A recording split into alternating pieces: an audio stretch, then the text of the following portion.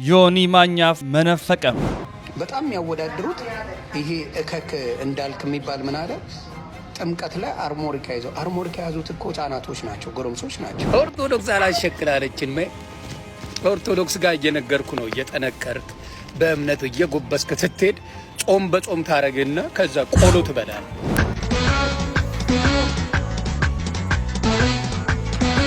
እንዳልካቸውም አብሮት ሆነም አስደናቂ ነው። ጫፍ ነው እኮ መጀመሪያ እኔ ጌታን ልቀበል ሰሞን ያለህን ነገር ነው ያሳያለውና ኦሬዲ ትመጣባለህ። ምንም ብለህ ማገዱ አትምጭ። ትዝታ ሳሙኤል ብፁዕ አባታችን ታላቁ ሊቅ አቡነ እንድርያስን ተሳደበ። እውቀት አሁን እሳቸው ካላቸው እውቀት ይበልጣል እንጂ አያንስም። ባይዘው ይበልጣል እንጂ አያንስም።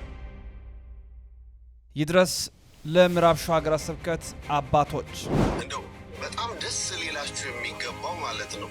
ተመልከቱ፣ ቤተክርስቲያን ሊቃነ ጳጳሳቱን እንኳን በሉ አባታችን ይቀመጡ ብላ ስታስቀምጣቸው እሺ አባቶች ብለው ተቀምጠዋል። አቡነ እንድርያስ አቆሙ ሕገ ወጥ ስብከትን በማለት ተናገሩ። ጭብጨባ የለም፣ ጭብጨባ ማደናገሪያ ነው።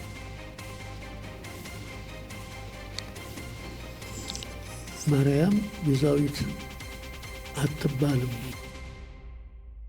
ውድ ቤተሰቦቻችን ዛሬ የምናስደምጣችሁ መረጃ ሰበር እውነቱም ይገለጥ ዘንድ አስቸኳይም ነው። የተወዳችሁ ኦርቶዶክሳውያን እንደ ዛሬው አልጠይቃችሁም። ሁላችሁም ላይክ አድርጉም። ላይኩን ቢያንስ 3-4 ሺህ በላይ አድርጉልኝ። በተለይ ሼር አድርጉ። ኦርቶዶክሳውያን ትክክለኛዋን እድ ክብርት አንዲት ኩላዊት ዓለም አቀፋዊት የሆነችቷን ቤተክርስቲያናችንን አሁን ገሃድ እንገልጣለን። እንደነ ዮኒ ማኛ የተሰገሰጉ ገንዘብ ብቻ የሚፈልጉ ቤተክርስቲያንን ሲሳደቧት ተመልክተናል። እንደነ ትዝታ አይነቶቹ ደግሞ የስድብን ቃል ሰጥቷቸው ሊቃነ ጳጳሳትንም ሲናገሩ ተመልክተናል። እሱን ሐሳቦች እያጋራን ትክክለኛ የኦርቶዶክሳዊ መልሶችን አሁን እንሰጣለን። ቪዲዮ አስደግፍ ያለው መረጃም ይዣለሁ። ሁላችሁም በእርግጠኝነት የምታዩትን ነገር እጅግ ተወዱታላችሁ፣ ትማሩበታላችሁም። ስለዚህ ሁላችሁም ላይክ አድርጋችሁ ጀምሩልኝ። ቢያንስ ላይኩ ከ4-5 ሺህ በላይ ለፍ የዩቲዩብ አልጎሪዝም መረጃውን ስለሚያዳርስ ነው። ወደ መረጃችን በቀጥታ መራን።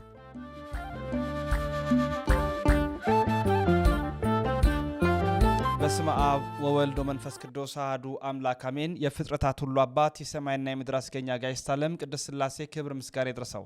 ወላዲተ ቃል አምላክ አቁራይተ መዓት አሊተ ምሕረት ቅድስት ድንግል ማርያም ውዳሴ ክብር ይድረሳት። ቅዱሳን እንደየማዕረግና ክብራቸው ምስጋና ይድረሳቸው። ክርስቶስ ተንሥአ እሙታን በአብይ ኃይል ወስልጣን አሰሮ ለሰይጣን አጋዞ ለአዳም ሰላም እምይእዜሰ ኮነ ፍስሐ ወሰላም። የክርስቶስ ሰላምና ጸጋ ከሁላችሁ ጋር ይሁን። የተወዳችሁ ኦርቶዶክሳውያን ሀገር ውስጥ ከሀገር ውጭ ያላችሁ በስደቱም ዓለም የምትገኙ እህቶቼና ወንድሞቼ ዛሬ የምናጋልጠው አንድ እውነት ስላለ ዩቲዩብ አልጎሪዝም ደግሞ ላይክ ስታደርጉ መረጃው ለመላው ዓለም ስለሚያዳርስልኝ እባካችሁ እንደው በትህትና ሁላችሁም ላይክ በማድረግ ጀምሩልኝ። 4-5 ሺህ በላይ ላይኮች ይኑሩት። ምክንያቱም ጥብቅ የሆነ መረጃ ስለሆነ ማለት ነው።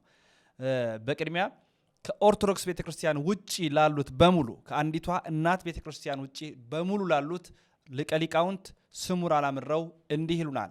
ያስተላለፉትን መልእክት ተከታትለን ከዛ በኋላ ወደ ሌሎች መረጃዎች እመጣለሁ። አንዲት ኩላዊት ንጽሕት ብሪክት ዓለም አቀፋዊት ሐዋርያዊት ቅድስት የሆነችቷ የኢትዮጵያ ኦርቶዶክስ ተዋሕዶ ቤተክርስቲያን ናት።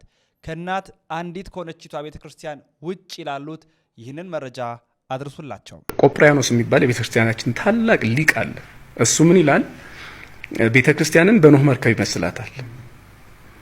ያቺ የኖህ መርከብ የነፍሳት ሁሉ ብቸኛ መዳኛ ናት። የሰዎች ሁሉ ብቸኛ መዳኛ ናት። እምቢ ብለው ወደዚያች መርከብ አንገባም ያሉትና መርከብ ያልሰሩ ሰዎች ያው የሆነውን እናውቃለን፣ ጠፍተዋል። ወደ በረቷ የገቡ እንስሳት፣ አራዊት፣ አዕዋፍ ጨምሮ በልብ የሚሳቡ በእግር የሚሽከረከሩ በክንፍ የሚበሩ ግን እንስሳቱ፣ አራዊቱ፣ አዕዋፉ ሰዎችን ጨምሮ 8 ሰዎች ወደ መርከቧ ገብተው ድነዋል። እና ቅዱስ ቆጵርያኖስ ያቺ መርከብ ማለት የኖህ መርከብ ማለት ቅድስት ቤተክርስቲያን ናት፣ የክርስቶስ መርከብ የሆነችው ቅድስት ቤተክርስቲያን ናት ይላል። የኖህ መርከብ ውስጥ ያልገቡ ነፍሳት እንደጠፉ ሁሉ ባንዲት የክርስቶስ መርከብ በቅድስት ቤተክርስቲያንም ያልተሰባሰቡና ያልገቡ ሁሉ ያላመኑ ሁሉ ድህነት የላቸውም ነው የሚለው። ይቺ ቤተክርስቲያን ሐዋርያዊ ቅብብሎሽ ያላት ሐዋርያዊ መሰረት ያላት ሐዋርያት ያቆሟት ሐዋርያና አበው የተቀበሏት ሰማዕታት በደማቸው ፍሰት ባጥንታቸው ክስካሽነት ያጸኗት ሊቃውንት መጻሕፍቱን ገልጠው በሚስጢር ያራቀቋት የጠበቋት ቤተክርስቲያን ናት። ከዚህች ከናት ቤተክርስቲያን ውጪ ወጥተው ሰው ባመጣው ሰው 16ኛው 17ኛው መቶ ክፍለ ዘመን በተቋቋመው እምነት ውስጥ የሆኑ ቤተክርስቲያንን የሚናገሩ አያሌ ሰዎች አሉ። ድነት በእርግጠኝነት የምንነግረው ከናት ቤተክርስቲያን ውጪ የለም። ገንዘብ ለማግኘት ጊፍት ለመሰብሰብ ሰዎችን ለማሳሳት አብዛኛዎቹ ሞክረዋል። የሰሞኑ መነጋገሪያ ርዕስ የነበረው ደግሞ አንዱ ዮኒ ማኛ ነው። በዚህ አጋጣሚ ዮኒ ማኛ፣ ትዝታ ሳሙኤል፣ በጋሻው ዘርፌ የሚባሉትን ነገር ለእናንተ የምናመጣው እነሱ የሚለቋቸው የስህተት ትምህርቶች ንዑዳን የሆኑ ምናልባት ምን የማያውቁ ኦርቶዶክሳውያን እንዳይሳሳቱና እነሱ በሚለቋቸው ቪዲዮዎች እንዳይወድቁ በማለት ነው በድጋሚ ያጋለጥን የምንገኘው። እነሱን ማሳየት ለኛ የሚያስደስት ሆኖ ወይ እነሱን ስናሳይ የምናገኘው ገንዘብ ኖሮ አይደለም። ግን ለምሳሌ ዮኒ ማኛ ከ300 ምናምን ሺህ በላይ ተከታዮች አሉት። አንድ ቪዲዮ ሲለቅ በርካቶች ይቀባበሉታል። ስሁት የሆነ አስተምሮ ሲያመጣ ማጋለጥ ግዴታችን ደግሞ ይሆናል። ሚዲያን በሚዲያን ምን ሸፍነው ትዝታ ሳሙኤልንም ስናመጣ እንደዚሁ። ስለዚህ ኦርቶዶክሳውያን ወደን አናመጣቸውም፣ ሌላውን ለማዳን ግን እናቀርባቸዋለን። ሁል ጊዜ አንድን ሰው ስናመጣ ሌላውን ኦርቶዶክሳዊ ምንም የማያውቀውን ኦርቶዶክሳዊ ለማትረፍ እንደሆነ እያሰባችሁ እንድታደምጡኝ በትህትና ጠይቃለሁ። አሁን ከሰሞኑ ወደ ፕሮቴስታንት ቤተ እምነት ገብቻለሁ ያለ ጮቤ እየረገጠ ይገኛል ዮኒ ማኛ። ቤተክርስቲያን ላይ ግን ሽቀላ የለም ገንዘብ የለም ሲል ነበር። እንካተል ኦርቶዶክስ አላሸክላለችን ኦርቶዶክስ ጋር እየነገርኩ ነው። እየጠነከርክ በእምነት እየጎበስክ ስትሄድ ጾም በጾም ታረግና ከዛ ቆሎ ትበላለህ። ገዳም ገብተህ ቆሎ መጽሐፍ ቅዱስ ታነባለህ፣ ቆሎ ትበላለህ። መጽሐፍ ቅዱስ ታነባለህ፣ ቆሎ ትበላለህ። እዚህ ነፍሴ በአንድ ወር ውስጥ ይሸቅልልሃል፣ 500 ሺህ ይዘጋል። ይህ ሰውዬ እኮ ምንም ስህተት የተናገረበት ነገር የለም። የኛ ኦርቶዶክስ ተዋሕዶ ቤተክርስቲያን እኮ ለስጋዊ ምቾት አትመችም፣ ስጋን የምታደልብ አይደለችም። ምክንያቱም ይሄ ስጋችን ፈራሽና በስባሽ እንደሆነ ታውቃለች በሚገባ። እዚህ ምድር ላይ የመጣ ነው ጊዜያዊ እንደሆነ ታውቃለች በሚገባ። በክርስቶስ እጅ በተሰራ በሰማይ ህንፃ እንዳለን በዘላለም ቤት እዛ እንደምንኖር ታውቃለች እቺ ቤተክርስቲያን። ክርስትና ማለት በፈተና ውስጥ ጸንቶ አልፎ ለክብር መብቃት እንደሆነ ታውቃለች እቺ ቤተክርስቲያን። ስለዚህ ታዲያ ምን አድርጉ ነው የምትሉት? አዎ ይሄ ሰውዬ ከዚህ ቤት ወጥቶ ወደ ፕሮቴስታንቱ ዓለም የሄደበት ምክንያት ምቾት ስለሌለ ነው። ኢትዮጵያ ኦርቶዶክስ ተዋሕዶ ቤተክርስቲያን ውስጥ ለስጋዊ ምቾት የለም። አዎ ቤተክርስቲያኗ 24 ሰዓት የጸሎት ሰዓት አላት። አዎ ቤተክርስቲያኗ 24 ሰዓት የሚነበቡ መጻሕፍቶች አሏት። አዎ ይህቺ ቤተክርስቲያን ንጽሕት ቅድስት ናት። ምቾትን አትፈልግም ለስጋችን። ነፍሳችንን ማስደሰት የዘላለም ህይወት እንድናገኝ ነው የምትፈልገው። ስለዚህ ከኢትዮጵያ ኦርቶዶክስ ተዋሕዶ ቤተክርስቲያን ወጥተው የሚሄዱት ስጋዊ ምቾት ፍለጋ፣ ስጋዊ ድሎት ፍለጋ ነው። ምንም አይነት ስርዓት ስለማያስራቸው እንደፈለጉ መሆን ስለሚፈልጉ ወጥተው ይሄዳሉ። ታዲያ ይሄ ምን ይደንቃቸዋል ኦርቶዶክሳውያን? አንድ ሰው ከቤቱ ወጣ ስጋዊ ፍላጎት ስጋዊ ምቾትን ፍለጋ ቢወጣ ታዲያ ምን ይደንቃቸዋል? ይልቅ እኛ ባለንበት ጸንተን እንድንቆይ ከክርስቶስ ፍቅር ከዚህች ቤተክርስቲያን ህብረት ሊያስወጣን የሚፈልገውን አጋንንት ዞር በል ብለን ልንገፋው ያስፈልጋል። ይህም የምናደርገው በምንድን ነው? በጸሎት። ይህም የምናደርገው በምንድን ነው? ወደ እግዚአብሔር በመመላለስ በመበርታት በመጽናት ፈተና ሲመጣብን በፈተና ውስጥ አልፈን ጸንተን ስናልፍ ነው ሰማያዊ ዘላለማዊ ህይወትን የምናገኘው። እኛ አልጋ በአልጋ የሆነ ክርስትና የለንም። ኦርቶዶክሳውያን በማህበራዊ ሚዲያ ያሉ አካላት ሊበራል የሚባሉ ክርስትናን የሚከተሉ አለን። አብዛኛዎቻችን ማህበራዊ ሚዲያ ላይ ያለን። ያ ማለት ምንድን ነው? በኦርቶዶክሱ ለመወደድ እንፈልጋለን። ኦርቶዶክሳዊ ሀሳቦችን እናቀርባለን። ፕሮቴስታንቶች እንዳይጠሉን ስንፈልግ ደግሞ ፕሮቴስታንት የሚደግፉትን ሀሳብ እናቀርባለን። የእስልምና አማኞች እንዳይቀየሙን ደግሞ የእነሱን የሚደግፍ ሀሳብ እናቀርባለን። ሁሉንም ያማከለ ነገር ከፖለቲካውም ከዘሩም ከምኑም ቀላቅለን እናቀርባለን። በዚህ ሰዓት በርካታ ተከታይ እናፈራለን። የምንናገረው በሆነ ያህል ልክ ይደመጣል። ለምን? ወላዋይነን እዛዝ የምንለን አቋም የለንም። በሃይማኖት ደግሞ እንዲህ የሚባል ነገር የለም። ኦርቶዶክስ ከሆንክ ኦርቶዶክስን አበቃ። እከሌን እንዲወድ ለማድረግ እከሌ ፎሎወር እንዲሆነ የሆነ አካል አንተን እንዲደግፍ የምታደርገው ነገር የለም። ለምን እቺ ቤተክርስቲያን ገና መነሻ አስተምሯ ሀገራችን በሰማይ ነው ምትልናት። ሀገራችን በሰማይ ነው። ርስተ መንግስት ሰማያትን ተስፋ የምናደርጋት ያቺ ሰማያዊት ቤተክርስቲያን ያቺን ሰማያዊቷን መቅደስ ያቺን ቅዱሳን ያሉባትን ስፍራ ለማግኘት በጾም ጸሎት በስግደት በምጽዋት በአገልግሎት በጽድቅ ስራ እንሰማራለን እንጂ ጊፍት ለማግኘት የሆነ ገንዘብ ለማግኘት የምንሄድ አካላት አይደለን። ትናንትና ዛሬ ትናንትና ዮኒ ማኛ ምን ነበር? ዛሬ ምን ነበረ? ነገ ምን ይሆናል? አሁን እንዳልካቸው የተባለውም ዲያቆን ነበርኩ ብሎ ኋላ ሲፈነጭ ሲሳደብ የነበረ ሰው ሁለቱ አሁን ተፋቅረዋል፣ አንድ ሆኖ ተወዳጅተዋል። ትናንትና ግን ዳርና ዳር ሆኖ ሲሰዳደቡ የነበሩ ሰዎች ናቸው። ነገስ ምን እንጠብቅ? እንደነዚህ አይነት ሰዎች እውነተኛ መሰረት የሌላቸው በአሸዋ ላይ የተበተኑ ስለመሆናቸው ይህንን ቪዲዮ ላጋራላችሁ። በጣም የሚያወዳድሩት ይሄ እከክ እንዳልክ የሚባል ምን አለ ጥምቀት ላይ አርሞሪካ ይዘው አርሞሪካ ያዙት እኮ ህጻናቶች ናቸው፣ ጎረምሶች ናቸው። እናት አባቶች ሲጨፍሩ አይተሃል? እንደ አንተ ወራዳ እከክ ኦርቶዶክስን ለማሰደብ የምትጥረው ነገር ይገርመኛል። እኔ ቃል በቃል ነው የምናገረው። ኢየሱስ ይቅደም ነው የምለው። ተዋህዶ ቤት መቅደም ያለበት መሆን ያለበት ሁሉ ነገር የሱ ነው ነው የምለው።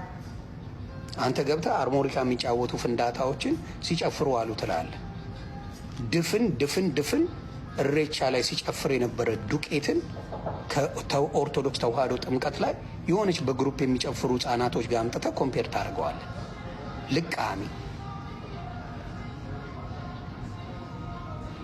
ልቃሚ ነህ። ሰው በኢየሱስም በይሁዳም በጀዋርም በልደቱ በኢዜማም በብልጽግናም ሰው እንዴት ሀሳብ ይሰጣል ማለት እንዴት ሁሉ ነገር ላይ እንዴት ሰው ያውቃል ማለት አንዳንዴ እኮ ሰው ሌባ ስትይ አቤት ብሎ ፖሊስ ስትይ እንዴት አቤት ይላል ሰው። አንድ ሰው እኮ ሌባ አቤት ፖሊስም አቤት ባይዞ እንዳገኝ ተቸገር ነው። እንደዚህ አይነት ሰዎች ናቸው ማለት ትላንት ኦሮሞ ሲባል ኦሮሞ ምናምን ብሎ የሆነ ነገር ሲቋረጥበት አሁን ትላንትና ከትላንት ወዲያ ሬቻ እንዴት ሄዳል ኢየሱስ ምናምን ብሎ እኔ አሁን ሬቻ ሄድኩት። በጣም ፌስቲቫሉን ወደዋለሁ። የጎዳና ፌስቲቫል ነው። ይበላል፣ ይጠጣል። የተለያዩ ዲዛይን ልብሶች አሉ። ቆነጃጅታ ያለው ወንድ ልጅ ነኝ። ቆንጆ ለማየት ወጣው። እሺ እንደውም ሌላውን ተው፣ ቆንጆ ማየት ስለምፈልግ ወጣው። ወንድ ነኛ እና ደግሞ ቆንጆ አለ። አይገርምም? እና ከዛ ኢየሱስን እያመለክ ለማሸማቀቅ እንዳልክም ደስ እንኳን ደጋርኩ ሬቻ ሄድኩት። ፈልጌ ነው፣ ፈቅጄ ነው፣ ወድጄ ነው። እና ያየሁት ነገር ደስ የሚል ነገር ነው። እኔያው ሌባም ስትባሉ አቤት ምትሉ፣ ፖሊስም ስትባሉ አቤት ምትሉ፣ ኦሮሞ ስትባሉ አቤት ምትሉ፣ አማራ ስትባሉ አቤት ምትሉ፣ ቲክቶክ አቤት፣ ዩቲዩብ አቤት ምትሉ፣ በአንድ ጫማ መርገጥ ያቃታችሁ፣ የሆነ አቋም ይዛችሁ መቀጠል ያቃታችሁ ዚባዚንኪ ሰዎች ጸልዩለት። እዚህ ያላችሁ ቅዱሳን ለወንድማችን ለዮናስ ሙሉነህ በተንበረከካችሁ ሰዓት በዚያ ቅጽበት ጸልዩ። እንግዲህ እነዚህ ናቸው። ሳልፈልግ ነው ስስቅ የነበረው። ለምንድን ነው? በቃ ይሄ ነው።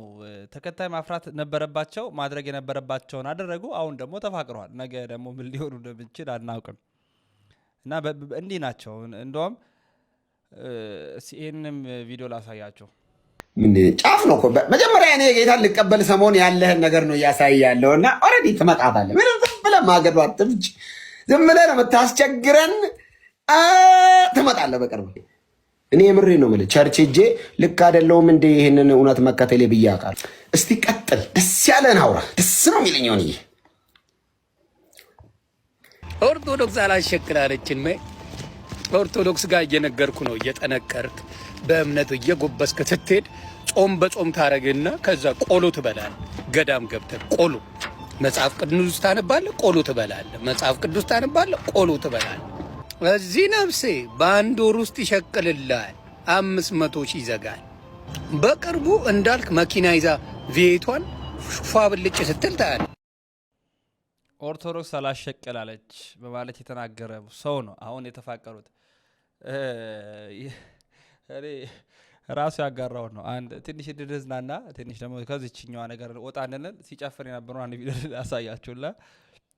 ተካትለን መጣለን ብቻ ለመዝናናት ያለው እንካተል።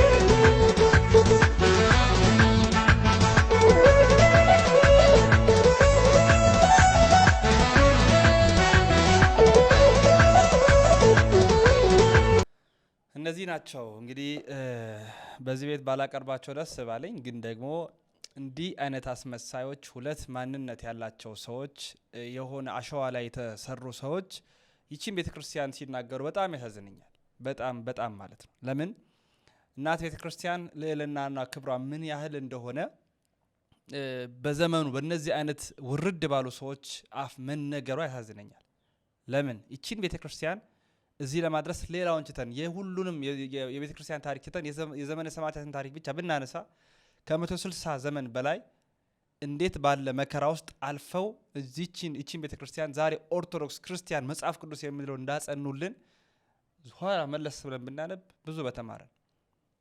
ብዙ በተማረን እነ ኔሮን እነ ትራጃን እነ ዳኪዮስ እነ ጳውሎስ ሳምሳጢን የተባሉ እነ መክሲሚያኖስ እነ ዶቅልጥያኖስ የተባሉ በጣም ክፉ የተባሉ ኃያላን የሆኑ ነገስታት በበትራቸው የሚተማመኑ በሰይፋቸው ስለት የሚኮሩ አጥንታቸውን ከስክሰው ደማቸውን አፍሰው ቆዳቸውን ልጠው ሰማዕትነትን እንዲቀበሉ አድርገው እነሱ ግን ስለ እናት ቤተክርስቲያን ዋጋ ከፍለው መጽሐፍ እንዳይጠፋ በደማቸው መጽሐፉንም እያሰፈሩ እያስጠበቁ ዛሬ መጽሐፍ ቅዱስን አቃብለው ቤተክርስቲያንን ሰርተው ለኛ ቢሰጡ በቲክቶክ የሚባል ፕላትፎርም ያየናቸው ዘመን ያመጣቸው አካላት ቤተክርስቲያንን ሲሳደቡ ስንመለከት በጣም ልብ ያደማል እርግጥ ነው ጊዜ ደግሞ ይሄዳል ይመጣል ይነጋል ይመሻል እኚህ ሰዎች ያልፉ ይሆናል ኋሊታቸውን ተመልሰው ቢመለከቱ ደግሞ የሚያነቡበት ጊዜ ነው ምናዝንበት በመሄዳቸው ምናምን አይደል በመናገራቸው እናዝናለን በመሄዳቸው ሰይጣንም እኮ ወጥቷል ከህብረቱ ይሁዳም ወጥቷል ከህብረቱና ከወጡ በኋላ ደግሞ የሚናገሩትን ደግሞ ላሳያቸው አሁን ትዝታ ሳሙኤል ደግሞ ላሳያቸው ብፁዕ አቡነ እንድሪያስ አራት አይናው ሊቅ የሆኑትን የሊቃውንት ጉባኤ ሰብሳቢ የነበሩትን ከምንኩስ ከጵጵስናቸው ክብር ዝቅ ብለው ለመነኮሳት ዳቤ የጋገሩ ውሃ እየቀዱ ያቃበሉ ያሁን ድረስ የሚያገለግሉ ዝቅ ብለው እድሜ ያስረጃቸው ውበት ያላቸው አባትን እንዲህ ዘለፋቸው ጊዜ ገና ብዙ ያሳየናል ምናልባትም አቡነ ገብርኤል ያላቸው ዕውቀት አሁን እሳቸው ካላቸው ዕውቀት ይበልጣል እንጂ አያንስም ባይዘው ይበልጣል እንጂ አያንስም እና ግን ያው የታዘዙትን ለማለትም ጭምር ነው የታዘዝኩትን እያሉ ነው የሚናገሩትና ስሙት በደንብ አለመማርም ይጎዳል አለማወቅም ያስደነግጣል አንጽሖ ሥጋሃ ቅዱሶኪሃ ማለት ምን ማለት ነው ጥሬ መጽሐፍ ቅዱስ እያነበቡ መመሪያ የሌላቸው በሜዳ የተወለዱ ዘመናዊያን ሰባክያን ሲቸገሩ ሌላውንም ሲያስቸግሩ ይሰማሉ ብዙ ጊዜ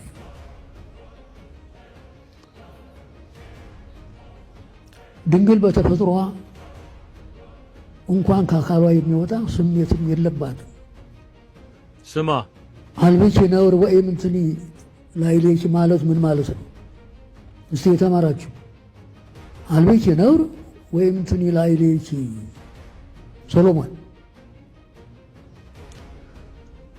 አንጽሖ ሥጋ የተባለው ሰው እንደመሆኗ እሱም ባለቤቱ ጌታችን መድኃኒታችን ኢየሱስ ክርስቶስ እናትና ልጁ ሥጋ ተዋሂደዋል እህል ውሃ በሚቀምሱበት ጊዜ ስንዴ ወይም የወይን እሸት ይመገቡ ነበር ይመገቡ እንጂ ሰብአዊ ባህሪያቸው እንደኛ ተለውጦ ከአካላቸው የሚወጣ ነገር የለም ስማ ለምን ባህሪ መለኮቱ ያቃጥሎ በላበት ይጠፋ ነበር ይላል ሰማችኋል ግን ከአካሉ ወይም ከአካሏ የሚወጣ ነገር እንደኛ እንደ ፍጡራን እኛ የበላነው የጠጣነው ተለውጦ አሰሩ ወጥቶ ይወድቃል ንጥሩ በደም ስር ገብቶ ኃይል ይሆነናል ደካሞች ስለሆነ እነሱ ግን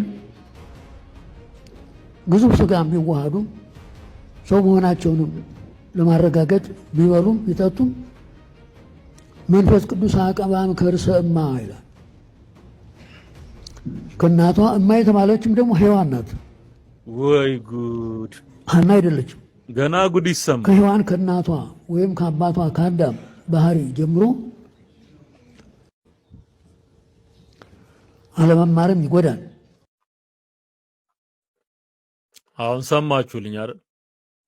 ሰማችሁልኝ? እንዴት ዘግናኝ እንደሆነ የሚናገሩት ነገር እየሰማችሁ ነው። የኢየሱስ ክርስቶስንም ስብዕና ፍጹም ሰውነት ከሰውነት ምንም የጎደለው ነገር የለም። ሰው በመሆኑ ከሰውነት ባህሪ ምንም የጎደለው ነገር የለም። ፍጹም ሰው ካልን ፍጹም ሰው ነው። አለቀ። ምትቀንሰው ላንተ አእምሮ እንዲመች አድርገ ምትቀንሰው ምታጎድለው ሚስጥር የለም። ላንተ የበራል ለጳውሎስ ያልበራለት፣ ላንተ የተገለጠል ለነ ጴጥሮስ ያልተገለጠላቸው ምንም ነገር የለም። ሰው ብለው ከገለጡ ሰው ነው። መጽሐፍ ቅዱስ በእግዚአብሔርና በሰው መካከል ያለው ቤዛ የሆነውን ክርስቶስ ኢየሱስን በማንነቱ ነው የሚነግረን። በማንነቱ ነው የሚነግረን። የሰው ልጅ እያለ ጌታ ኢየሱስ ክርስቶስ ራሱን የጠራበት ብዙ የመጽሐፍ ቅዱስ ክፍሎች አሉ። ኢየሱስ የሰው ልጅ ተብሎ ተጠርቷል። ደግሞ ፍጹም ሰው ነው። ፍጹም አምላክ ነው። ፍጹም ሰው ነው። የሱ ይለያል። የማርያም ደግሞ ሌላ። ማርያም ሰው ብቻ ናት። ማርያም ሰው ብቻ ናት። እነዚህ ሰዎች ለካ የሚያምኑት እንዲህ ነው። እኛ እንደው እንትኑን ይዘነው እንጂ ይሄ ቤዛ ሚለውን ይዘነው እንጂ ወገኖቼ የትምህርቱ ዋናው ስተት የሚጀምረው እዚህ ጋር ነው።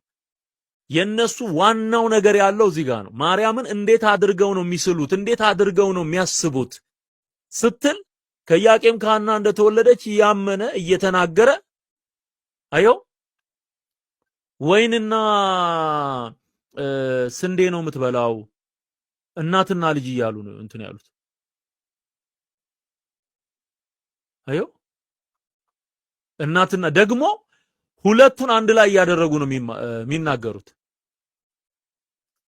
ሁለቱንም ማርያምንም ኢየሱስንም አንድ ላይ አድርገው ነው። ይሄ እናትና ልጅ የሚለው ግንዛቤ ይሄ የኢትዮጵያዊነት እሴት እንግዲህ ይሄ ነው። ያው ምን እንላለን እንግዲህ ያው ታድሶ ወይም በፕሮቴስታንት ቤተ እምነት ሲኮን አንደኛውና ትልቁ ነገር ድፍረት ነው እና ደፍሮ ነው የሚናገሩት፣ ደፍረው ነው የሚዘልፉት። ኢትዮጵያዊ ለዛና ክብር እንኳን የለም። እኔ በጣም ያሳዝነኝ እሱ ነው። በአስተምሩ ላይ አለመቀበል መብት ነው፣ የግል ነው፣ ችግር የለም። እምነት የራስ ነው፣ አለመቀበል መብቱ ነው። ግን ደግሞ አባትነት እኮ ይከበራል እንዴ! የሀገር ሽማግሌዎች ለምንድን ነው የሚከበሩት? በሃይማኖታቸው ነው አይደለም እኮ። ክቡራን የሆኑ አባ ገዳዎች ለምንድን ነው የሚከበሩት? በሃይማኖታቸው ነው አይደለም፣ በአባትነታቸው ነው። ሺህ ውበት የደፉ ስለሆኑ በእርግናቸው በዛ በአባትነት ሞገሳቸው ክብራቸው ነው አባ እየተባለ የሚጠራው። ወንበር እንነሳለን። ኦርቶዶክስ ሆኜ አንድ ሙስሊም አባት ቢመጣ በአባትነቱ ወንበር ለቃለሁ፣ እነሳለሁ። ባስ ላይ ብገናኝ ክብር ሰጥቼ አሳልፋለሁ፣ አስተናግዳለሁ። እናቶችንም እንዲሁ። ኢትዮጵያዊነት ይሄ አስተሳሰብ ነው። ቢያንስ ስንናገር እንኳን የአባትነት ክብርን ጠብቀን ቢሆን እንኳን ጥሩ ነው እና ጸጋው ሲገፈፍ መሳደብ እንዳለ ሆኖ ክብር እንኳን አለመጠበቅም አንዱ መገለጫቸው ነው እና በጣም ደፋር ናቸው። በጣም ለመናገር ጸያፍ የሆኑ ከባባር ነገሮችን ይናገራሉ። ሁለተኛ አለማወቅን ማወቅ እንኳን አለመረዳት መቻላቸው በጣም ይገርመኛል። እላይ ወጥቶ ነው የሚንጠለጠለው። ለሱ ቆታች ያለው በቂ ነው። እንደውም አኬ እስቲናና እናውራ ብሎ ተወሌላ ነው ብፁዕ አባታችን በረከታቸው ደብረብን ብፁዕ አቡነ እንድርያስ እንተን አኬ በራሱ ናና ነው ወይ ሲል እኔ ከማን ኩታ ራጋ ማወር አይደለም ለኔ የሚመጡኝ ከፍ ያሉት ናቸው ያለ ሰው ነው። ዝቅታ ላይ ያለ ሰው ግን ከፍታ ነው የሚመኝ ሰው ነው እና በጣም በጣም በጣም ከባድ ነው፣ አስደንጋጭ። በነገራችን ላይ ቀልድ አይደለም። እንዲህ አይነት ነገሮች የተለመዱ ሲመጡ ዋጋ የሚያስከፍሉን ነው የሚሆኑት እና በጣም ትኩረት ልንሰጥ ይገባል። ለሰው ነፍስ ቤዛው ሀብቱ ነው። መጽሐፈ ምሳሌ ምዕራፍ 13 ከቁጥር 8 ዲያቆን ዮሐንስ ጌታቸው ለሰው ነፍስ ቤዛው ሀብቱ ነው ይላል። ምን ማለት ነው? መቼስ ሀብት ቁስ ነው፣ ገንዘብ ነው። ይሄ ገንዘብና ቁስ ሰውን ስለ ሰው ተተክቶ ስለ ሰው ሊራብ፣ ስለ ሰው ሊጠማ፣ ስለ ሰው ሊሰቀል አይችልም። ግን በመጽሐፍ ቅዱስ አውድ እና አገባብ ሀብትን እንኳን ቤዛ ማለት ምንም የሚያሳቅቅ ነገር አይደለም፣ መጽሐፍ ቅዱስ ስለሚናገር ማለት ነው። ስለዚህ መሰረታዊ ሐሳብ ምንድነው የሚሆነው? ምን ማለት ነው? ይሄ ክርስቶስ ቤዛ ተብሎ ተገልጿል፣ ሀብትም ቤዛ ተብሎ ተገልጿል። ሀብት ቤዛ ነው ማለት ሀብት ክርስቶስን ይተካል ማለት ነው? ፈጽሞ ሊሆን አይችልም እንደዛ። ስለዚህ ለሀብት ሲባል ምን ማለት ነው? አውዱን ጠብቆ መረዳት ስለሚያስፈልግ ማለት ነው። እንግዲህ አባቶቻችን እንደሚናገሩት ቴክስት ዊዛውት ኮንቴክስት ኢት ኢዝ ፕሪቴክስት እንደሚባለው የሆነን ቴክስት ወይም መልእክት ለመረዳት አገባቡን ማየት ያስፈልጋል። ቤዛ የሚባለው ክርስቶስ ብቻ ነው በሚለው ቃል ላይ ተመስርተን ወደ መጽሐፍ ቅዱስ ከገባ ይሄው መጽሐፍ ቅዱስ ላይ ሀብትን ቤዛ ይለዋል። ስለዚህ ሀብትን ክርስቶስ ነው ብለን ልንተካ ነው? እንዲህ ምንሆን ከሆነ ደግሞ ይሄ ፕሮስፔሪቲ ያል ጎስፔል ቸርች የሚባለው አሉ። እግዚአብሔርን እንደ ቁስ እንደ ፕሮፐርቲ ማየት የሚፈልጉ ማለት ነው። እግዚአብሔር ባንኬ ነው የሚያሳጣኝ ነገር የለም ምናምን ብለው እግዚአብሔርን ለራሳቸው ስሜት ማርኪያ እቃ አድርገው መጠቀም የሚፈልጉ ሰዎች አሉ። ልክ ወደ እነሱ አይዲዮሎጂ ከመውረድ ውጭ ምንም ልንሆን አይችልም። እንደ ገንዘብ የሚሰጥ ፕሮፐርቲ የሚሰጥ አድርጎ ከማሰብ በቀር ማለት ወደዛ ነው ሊያወርድ የሚችለው። ግን መጽሐፍ ቅዱስ በዛ አውድ አይደለም ገንዘብን ወይም ሀብትን ቤዛ ብሎ የሚናገረው። ምን ማለት ነው? የተሰጠንን ሀብት በአግባቡ ብንጠቀምበት እንደ አብርሃም ብዙ ገንዘብ ነበረው። አንዱ የአብርሃም ጽድቁ ያለውን ገንዘብ የኔ ነው ሳይል በገንዘቡ እግዚአብሔር የሚፈልገውን ነገር ማድረጉ ነው። ስለዚህ እግዚአብሔር የሰጠንን ገንዘብ እግዚአብሔር የሚፈልገውን ነገር ካደረግን ያ ገንዘብ የመዳናችን ምክንያት ሊሆን ይችላል። የመዳናችን ምክንያት ይሄ ማለት ገንዘቡ ብቻውን እግዚአብሔርን ሳናምን መልካም ነገር ስላደረግን ስለመጸወትን ስለረዳን እንድናለን ማለት ደግሞ አይደለም።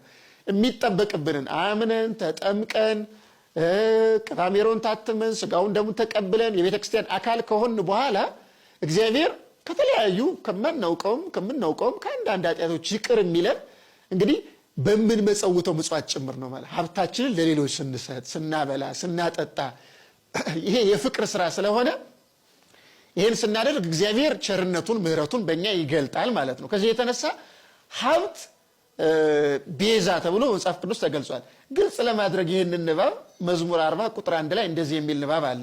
ለችግረኞችና ለምስኪኖች የሚያስብ ምስጉን ነው ይላል።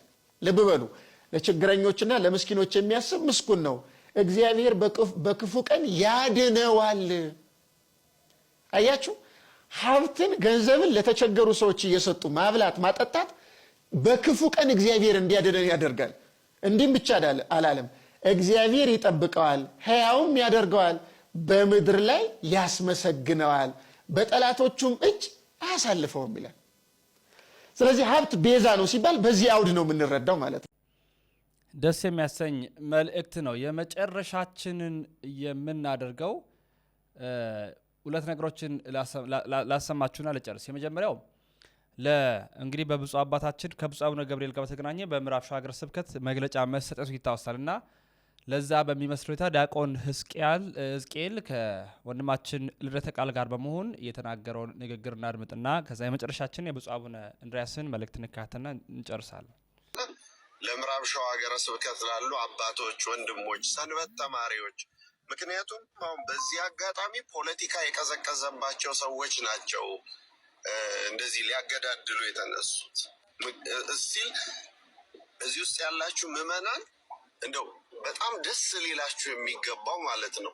ተመልከቱ፣ ቤተ ክርስቲያን ሊቃነ ጳጳሳቱን እንኳን በሉ አባታችን ይቀመጡ ብላ ስታስቀምጣቸው እሺ አባቶች ብለው ተቀምጠዋል። እኛ እንደ ፕሮቴስታንት አይደለንም። እዩ ጩፋ ታው ሲባል የልብ በሽታ ህመም፣ ደም ብዛት ነው ምልክብ ብሏቸዋል። እኛ እንደሱ አይደለንም። የሥርዓት ቤት ስለሆነ መብት አላት ቤተ ክርስቲያን በማንኛውም። ያ እኔም መወገዝ ነበረብኝ፣ ግድ የለም የኔን ትምህርት እኔ ልደት ፕሊስ የምዕራብ ሸዋ ሀገረ ስብከትን በጣም ብዙ ፈተና የበዛበት ሀገረ ስብከት ስለሆነ እንደገና ደግሞ የዛኑ ያህል ጠንካራ ክርስቲያኖች ያሉበት ሀገረ ስብከት ስለሆነ ቤተ ክርስቲያኒቱ ከኦሮሞና ከኦሮምኛ ጋር ምንም ችግር እንደሌላት ብፁዕ አቡነ ገብርኤልም ከአባቶቻቸው ጋር እየተነጋገሩ እንደሆነ እሱን መልእክት ብታስተላልፍ። ምክንያቱም ለሚያልፍ ቀን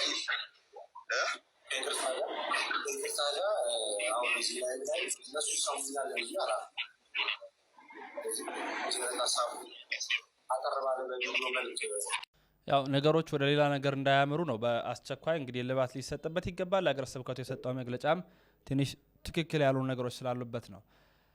ህገ ወጥ ስብከት ሳይረዱ ማስረዳት ሳይማሩ ማስተማር ውድቀት ነው ያሉበትን ታላቁ ሊቅ ብፁዕ አቡነ እንድርያስ አረጋዊ አባታችን የተናገሩትን ተናግሬ አቅርቤላችሁ ልጨርስ። የተወዳችሁ ኦርቶዶክሳውያን ውድ ቤተሰቦቻችን ላይክና ሼር አድርጎ ባካችሁ ኦርቶዶክሳውያን ኦርቶዶክሳዊ የሆኑ ቻናሎችን ቴሌግራም ላይ፣ ፌስቡክ ላይ፣ ቲክቶክ ላይ፣ ዩቲዩብ ላይ ገብታችሁ ደግፉ፣ አበርቱን። ምክንያቱም ዓለማዊ ነገር ብንሰራ እናውቀዋለን ምን ያህል ቪውን ልናገኝ እንደምንችል። መንፈሳዊ ነገሮችን ይዘን ስንመጣ እናንተ ላይክ እና ሼር በማድረግ ሀሳብ አስተያየት በመስጠት አበረታቱ። የመጨረሻውን ቪዲዮ እንከታተል። ተው፣ ጭብጨባ የለም። ጭብጨባ ማደናገሪያ ነው።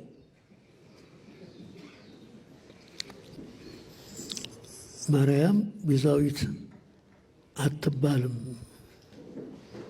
የሚለው አነጋገር ዓለም እየተነጋገረበት ነው።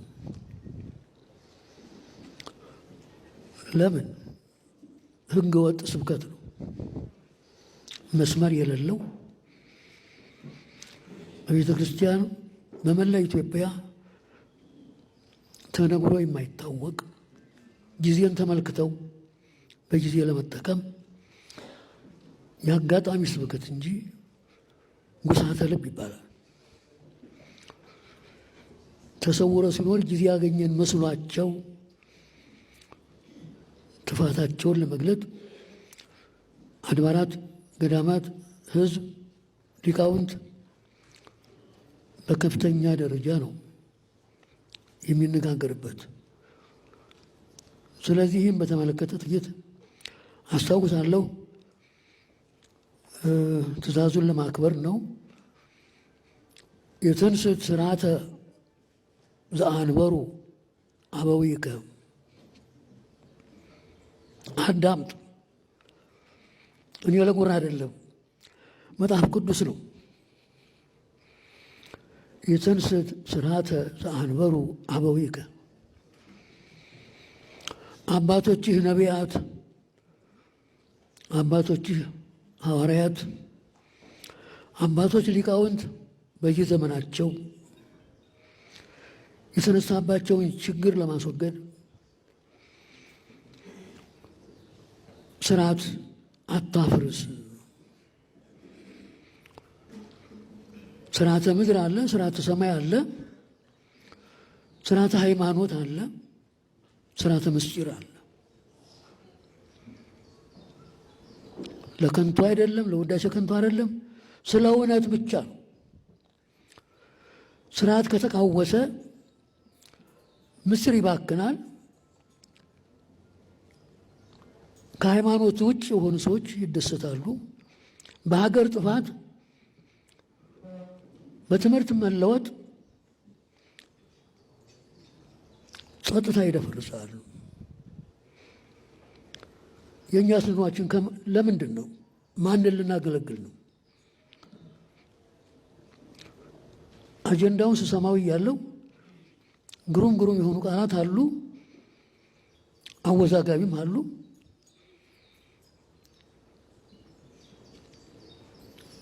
የአነጋገር ስህተት መስለው የሚታዩ በሊቃውንት ደረጃ ተሰምተዋል። ሳይረዱ ማስረዳት፣ ሳይማሩ ማስተማር ውድቀት ነው። ተው። የብፁዕ አባታችን የብፁዕ አቡነ እንድርያስ በረከታቸው በሁላችን ትደር። ውድና ክቡራት ቤተሰቦቻችን በቀሪው የቪዲዮ መረጃ በቀጣይ የምንመጣ ነው የሚሆነው። ላይክና ሼር በማድረግ አጋርነታችሁን ስለምታሳዩኝ በጣም ደስ ያሰኛል። በዚህ አጋጣሚ 100 ሺህ ከደረስን ሰበር የሆነ መረጃ ወይም ሰበር የሆነ ነገር ይኖራል፣ ለ100 ሰዎች ማለት ነው። እጅግ የምትወዱትን ነገር በቅርብ ይዘን እንመጣለን፣ እናስተዋውቃለን። 100,000 ቻሌንጅ እንግዲህ ፎሎ ማድረግ ሰብስክራይብ ማድረግ ቻሌንጅ እንጀምራለን። ለ100 ሰዎች ደግሞ እጅግ አስደሳች ነገር እናመጣለን። ሁላችሁም 100,000 እንድረስ የሚሉ ነገሮችን አስቀምጡልኝ። ወንድማችሁ ሁሉ መብራቱ ነኝ። ያሮስ የእናንተ መኛም ነው። ክብር ምስጋና ያለ አብ፣ ክብር ምስጋና ያለ ወልድ፣ ክብር ምስጋና ይሁን ለመንፈስ ቅዱስ አንድ አምላክ አሜን።